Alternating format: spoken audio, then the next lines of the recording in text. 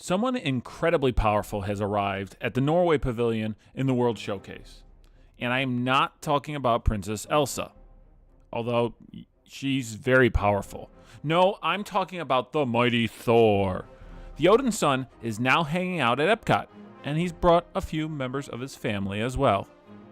Long before the God of Thunder appeared on film, or became a card-carrying member of the Avengers, or even before Stan Lee and Jack Kirby thought to reintroduce the world to Norse mythology in the pages of their comic book anthology Journey into Mystery, Vikings shared the adventures of Thor, his mischievous brother Loki, and the all-seeing, all-knowing All-Father. These myths were shared around hearths and had a deep impact on how Vikings lived their daily lives. It helped them to make sense of the world around them. But our world, Earth, or Midgard as it's known in Norse mythology, was only one of many worlds. Vikings believed in the realms of the world tree. Each of these worlds were connected through the branches of Yggdrasil. The gods would live above Midgard on the highest branches of the tree in a realm known as Asgard. Midgard and Asgard were connected by a rainbow bridge known as Bifrost. The ruler of Asgard was a god known as Odin. Odin was completely obsessed with gaining knowledge. He even had 2 raven companions who helped him in that pursuit.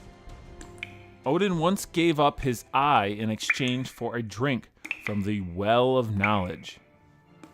Vikings believed that those who died in battle would feast and battle for all eternity alongside Odin in a place called Valhalla. Those who didn't go to Valhalla might wind up in another place called Folkvang, ruled by Odin's wife, Freyja. Freyja was originally from Vanaheim, one of the other 9 realms. In her free time, Freyja could be seen racing around in a chariot pulled by cats, if you can believe it.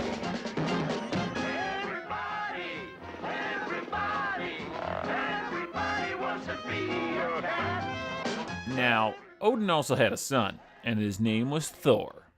Thor is one of the most well-known and beloved gods of the Norse pantheon.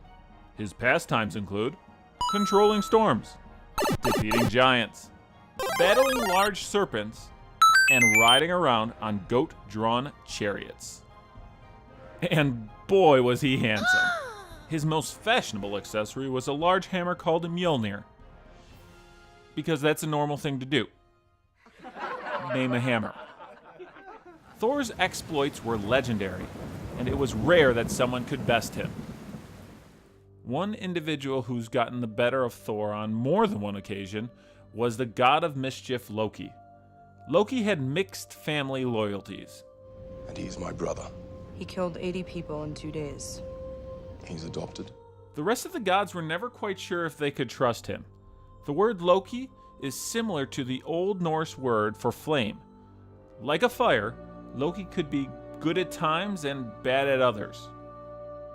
Oh, and you know Hela and the wolf Fenrir? In Norse mythology, those were actually Loki's children. Long ago, Norway was a land of Vikings, and those men told tales.